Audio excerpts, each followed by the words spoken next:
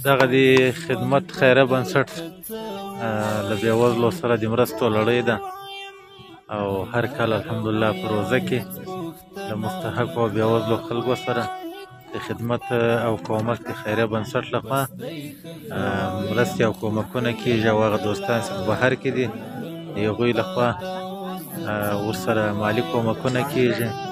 نو موږ انشاءالله دلته په پوره امانتدارۍ سره بېوزله خلکو ته رسوو.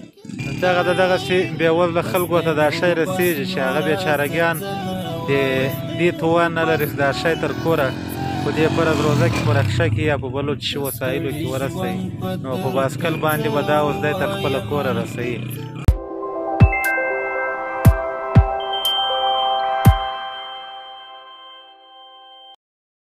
خدمت او کومک بنسټ لخوا د تېر پسې سږ کال د 1402 کال د بود د میاشتې 20 چې د روزې له 1 نیټې سره سمون خوري، د تېر په څېر بیا هم له 40 کورنیو سره د خوراکي موادو کومک کوي چې د هر پاکټ قیمت یې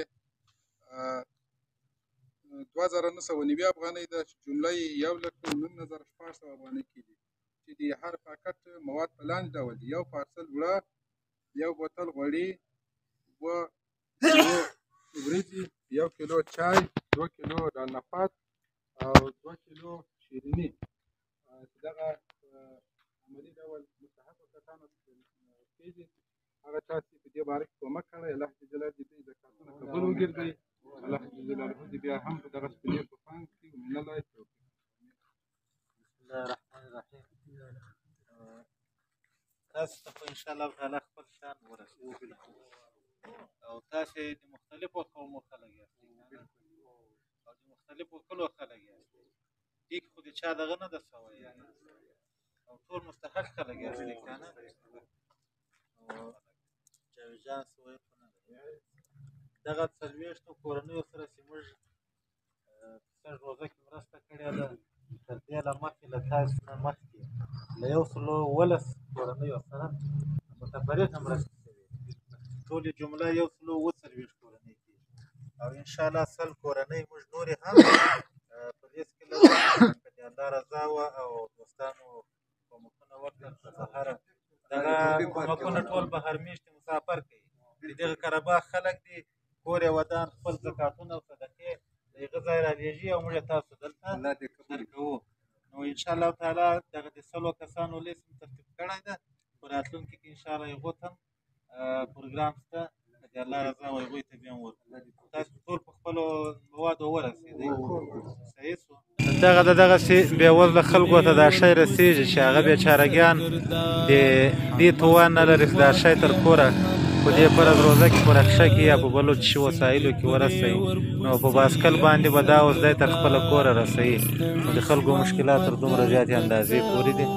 الله تعالی دې اجرونه ورکړي هر چا دا خدمت کړی ده او مالي کومک یې کړی ده.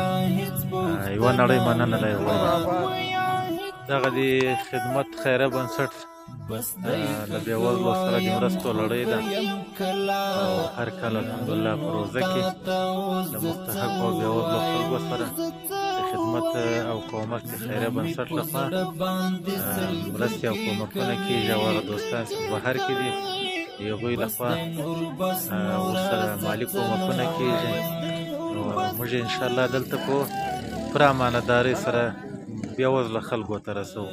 د مختلفو قومونو او مختلفو خلکو خلک دا د بېوزله پکې موجود دي او نن الحمدلله دوی ته دا غذایي مواد ورسېدل چې 7 قلمه مواد یې پکې عبارت دي له یو پارسل اوړه، یو بوتل غوړي، 7 کیلو وریځې، 2 کیلو شیریني، 2 کیلو بوره، 1 کیلو چای او همدارنګه 2 کیلو ډال شامل دي چې الحمدلله 40 کورنیو ته دا په دې روزه مبارک کې نن د روزې 1 ده او دا مواد ورته ورسېدل.